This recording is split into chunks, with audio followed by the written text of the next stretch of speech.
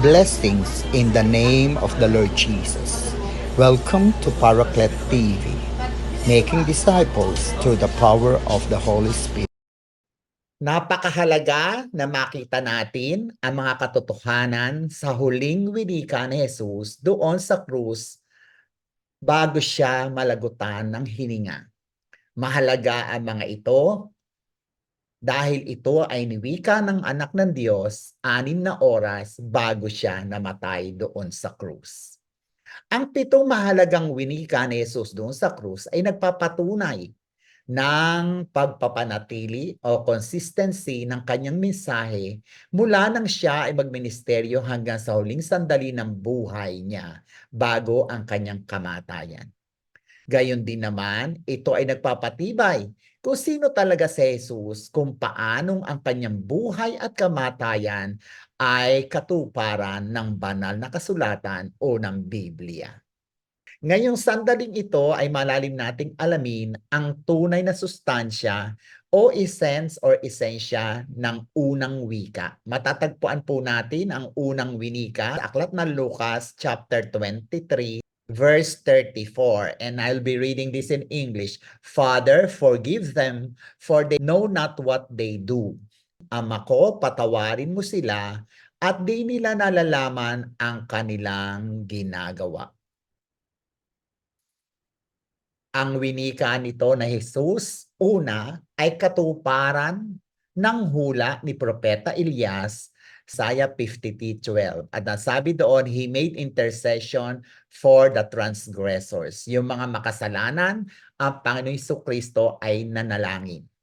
Ikalawa, matututunan natin ang winikang ito ni Jesus ay isang panalangin na kanyang sinambit, isang pagsigaw at palahaw ng sobrang habag at awa. A cry of tender pity and compassion.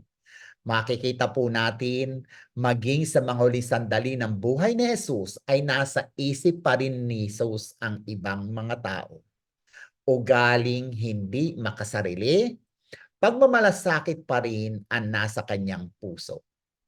Kung titingnan natin ang nakaraan sa pagmiministeryo ni Jesus sa loob ng 3 taon, ay maaaring naalala niya si Pilato, ang gobernador ng Hudiya, na nagbigay ng sentensya sa kanya na kanyang ibinigay sa mga tao ang kanilang desisyon kung sino ang palalayain, si Jesus ba o si Barabas. Maging ang mga Pariseo rin at ang mga Saduceo na walang ginawa kundi siya i-persecute o siya ay sulungatin o siluin sa iba't ibang katanungan ay maaaring naiisip niya sa mga sandaling iyan. Maging ang mga saserdote o mga punong saserdote na siya ay ninais na patayin at ang iba pang pinuno ng bayan. Siyempre po, ginamit ang mga Roman soldiers pang siya si Jesus ay bigyan ng kasakitan at kamatayan dito sa krus. Patawarin mo po sila at hindi nila nalalaman ang kanilang ginagawa. Hindi nga po ba nalalaman ng mga sundalong Romano ang kanilang ginagawa kung bakit nila ito ginawa kay Jesus?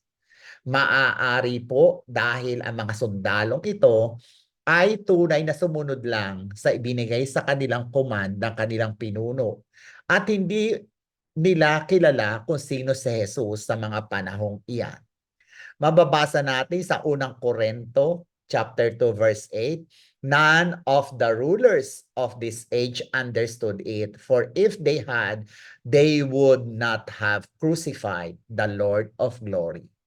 Ikatong katotohanan po ang kalikasan ng tunay na Diyos at tunay na tao na walang iba kundi ang Panginoong Jesucristo. Buong-buong nauunawaan ng Panginoong Jesucristo ang karanasan ng pagiging tao. Kaya nga, kung tayo man sa mga sandaling ito ay dumaranas ng mga paghihirap, maging ito man ay sakit, karamdaman o problema. Problema sa asawa, problema sa pamilya, o maging sa pananalapi dahil nga mahirap ang buhay ngayon, intinding-intindi ng Panginoong Kristong iyan dahil naranasan niya na ang kamatayan doon sa krus at ang paghihirap na kanyang naranasan ay hindi matutumbasan ng anumang sakit o sufferings na nararanasan maaari ng bawat isa sa atin. Ang sabi ni Propeta Jeremias chapter 17 verse 10, I, the Lord, search the heart and examine the mind to reward each person according to their conduct, according to what their deeds deserve. Ipinapakita ng talatang ito ni Propeta Jeremias na ang Panginoong Kristo ay isang tunay na Diyos na alam ang lahat ng bagay. Alam niya ang nangyayari sa bawat isa sa inyo, sa bawat isa sa atin, at anuman ang pangyayaring ito, damang-dama ng Panginoong Kristo ang nagaganap sa bawat isa sa atin. Katulad nga po ng nangyari sa ating pong disipulo na si Pedro, kung papaanong ang ugali ni San Pedro ay humantong sa pagtatakwil niya sa Panginoong Kristo, inabot pa rin ng Panginoong Kristo na siya ay nabuhay na mag-uli at winika niya kay Pedro na feed my sheep. Ibig po sabihin niyan, kalimutan mo na ang nagawa mo, Pedro, magpatuloy ka sa pagiging mananampalataya mo. Tunay nga na sa mga sandaling ito ay pinapakita pa rin ang katotohanan na yung mga nakasakit sa Panginoong Kristo nung siya ay nasa lupa ay tunay na kanyang pinapatawad. Kaya nga naipanalangin niya na patawarin mo po sila at hindi nila nalalaman ang kanilang ginagawa. Tayo po ba, may nakasakit po ba sa bawat isa sa atin? Mayroon po bang tao na mahalaga sa atin pero sinaktan lamang tayo at hanggang ngayon ang sugat na iyan ay hindi gumagaling?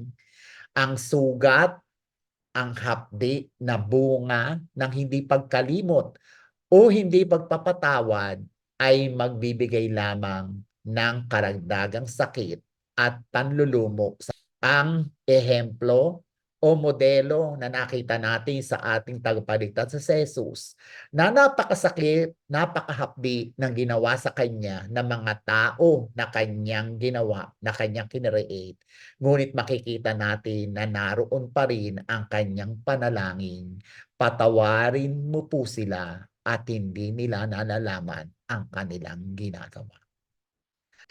Ang katotohanan ito sa unang wika ng Panginoon ay pwede nating mai-apply sa ating mga buhay. Una, kinakailangan maipanalangin natin ang mga taong sa atin ay nakasakit o sinasabi ng banal na kasulatan, ipanalangin natin ang ating mga kaaway. Dahil kapag ipinanalangin natin sila, magsisimulang magbago ang ating mga damdamin at magsisimula sa ating di mga isip at puso na sila ay patawarin. Babaguhin una tayo ng Diyos dahil ipinanalangin natin ang mga kaaway natin.